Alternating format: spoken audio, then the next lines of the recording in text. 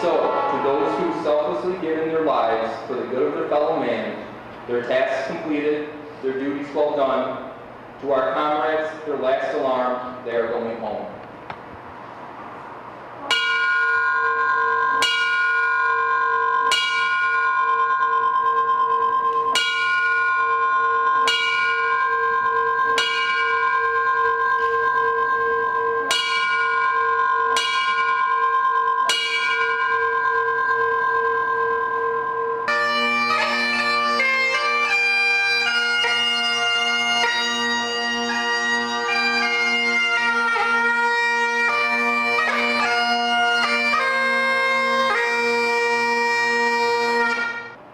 Family residence, 402 Bank Street on fire and threatening 404 Bank Street, Captain Michael ordered a line be stretched between the two homes.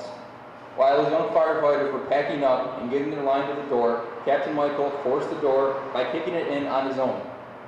When kicking the door, Captain Michael took in a good amount of smoke, but was still able to continue in his duties on the fire ground. Once the crew from Engine 11 was in position and ready to advance in, Captain Michael yelled to his men not to go in too far, as he'd be going to do his walk around to the house and accounting for the rest of his platoon.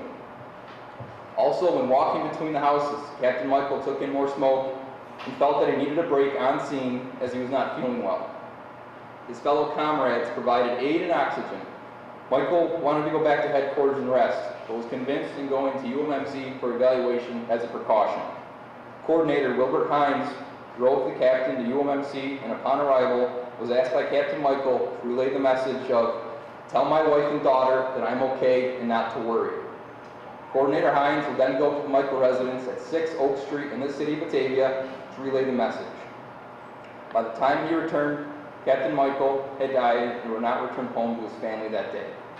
Well, it's nice to recognize on this special anniversary, and I think it's very fitting too that they would recognize it on this special milestone anniversary. You know, that makes it even more meaningful. Yeah. Yes. But I know for him too that he would want the recognition just not of him, but of the men and women that put their lives on the line every single day to help keep this community safe and to promote fire awareness and education and safety. So, yeah, and safety, most definitely. 50 years ago, Captain Michael passed, and we felt that we needed to do something more than what we had. We had plenty of space in the firehouse.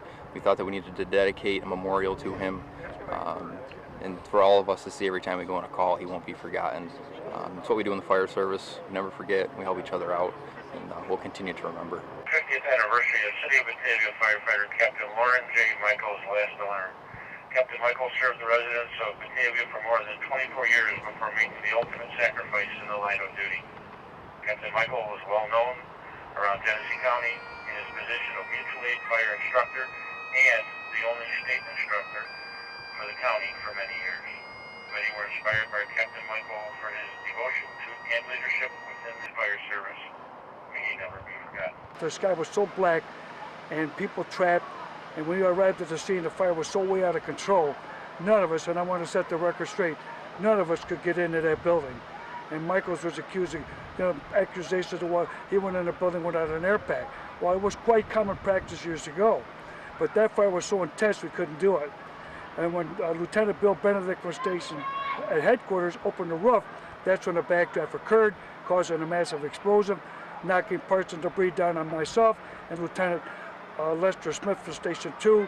When Loren Michaels, Captain Michaels, come around the building to find out what happened, he saw us under the debris and was digging us out. And knocked my helmet off, and he said, "Get that helmet on, kid." And I did. I didn't know I had hot embers in it, and I put my helmet on, burned the top of my head, burned my legs. Lester Smith went up in the hospital for 3 days.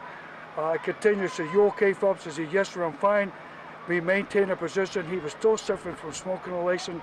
He was so concerned about his firefighters, he went on the other side, and that's when he got hit with the fire, and we found out later. I did talk to Captain Michaels before he passed away. It was a horrible sight. We were just devastated to see this happen.